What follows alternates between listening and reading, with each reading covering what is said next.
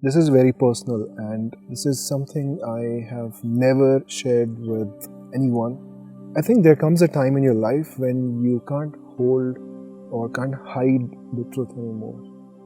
I am guilty of that because I have hidden some truth about my own spiritual life.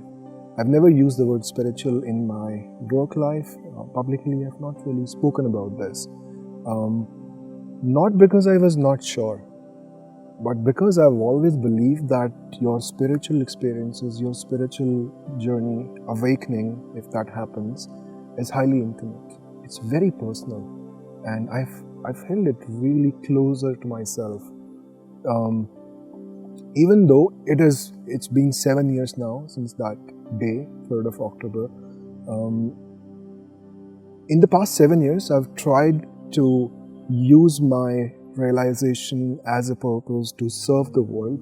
I've still walked in the path of giving back, but I have not been honest. I have not been open, and have not been really, I would say, transparent about this experience. Because I believe that the moment you come out in the world, the moment you begin sharing your spiritual journey, it begins to dilute. It begins to lose its sacredness, its magnitude, the transformation it brings to your life. While that's true, if this is not the path you will walk on, meaning if you are just sharing your spiritual journey and your professional life and your work life lies somewhere else, then maybe. I'm not sure, not judging anyone who do that. But in my case, I've taught meditation, I've spoken with thousands and thousands of students, I have traveled, but this is something I never shared. For the sake of, and I think I've been selfish because my assumption was to protect my sacred experience and just keep it to myself. But every time I try to do something with this purpose, minus the spiritual experiences, life has pushed me back, and it has pushed me back hardly. What that means is I have not been able to make the kind of impact that I believe I can make. But I took all those failures, all those pushbacks, all those fallbacks as just a lesson, just maybe part of the journey. I have not really listened to it completely. And the truth is, my experiences are to be shared with the world.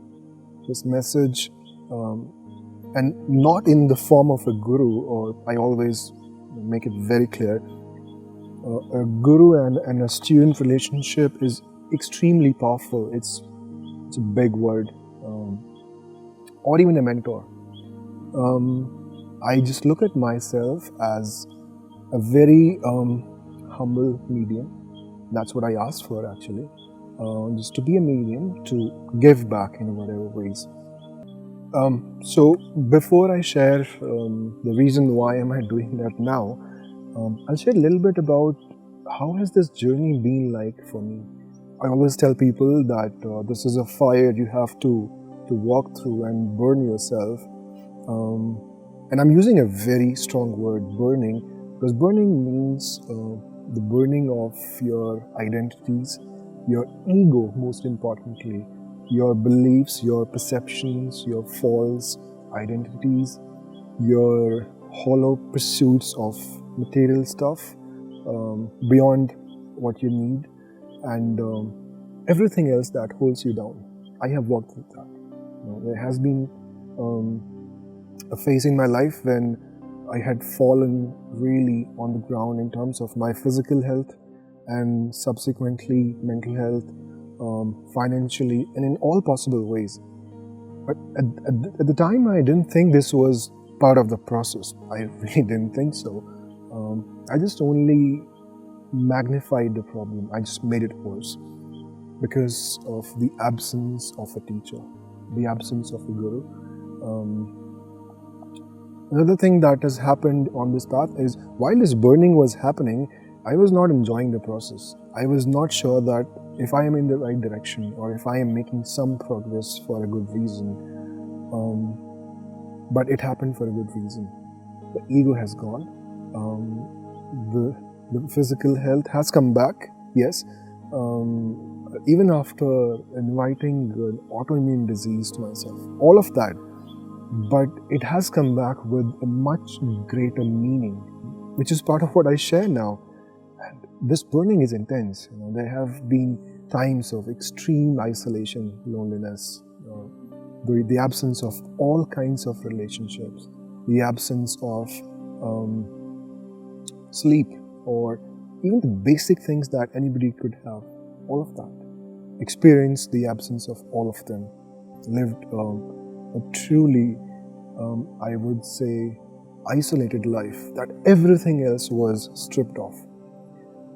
So that's, if you're on that path and it does not make sense to you now, I think it would someday, as long as you keep going. So how has the realization come to me? How was it?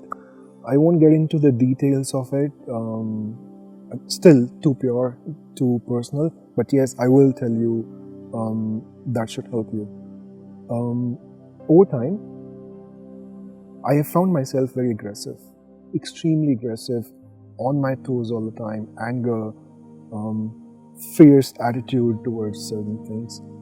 And it was like I was always on fire. I was always sort of burning, and it was literally sometimes burning in the body, which I realized on my meditative journey, on my path, not on a planned spiritual journey, but however I stumbled upon it, I realized that I have a masculine energy that is way too dominating, that's way too powerful. So as I began to explore myself more, spoke to people, some gurus, not that I formally had a guru, but I realized that what I am missing is a sense of calmness, there was a sense of incomplete self in me. And that's when I began to realize that what is it that makes a human human? What does it mean to be complete, or what does it mean to feel like a whole human being? And that's when we realize that we all have these dormant masculine and feminine energies, these divine energies.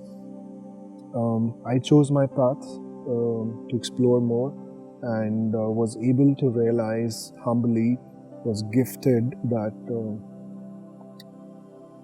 feeling as a whole, complete human being involves the union of that masculine and feminine energy, the consciousness and creation, the Shiva and Shakti. That's what I realized, and that's what has transformed everything to an extent that it's impossible to share that experience in words or by even expressions.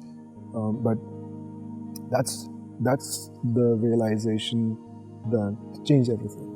So why am I sharing this now? What do I hope to do with my spiritual journey being shared with people? This identity that I had always hidden, kept private. That is, humility tells you that you're not the only one.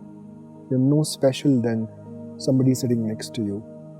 There's a potential to become that divine being. That divinity is there within us. Those who realize, experience that. Those who don't always live a life that is not, in my experience, a fulfilled life in comparison to what can be experienced.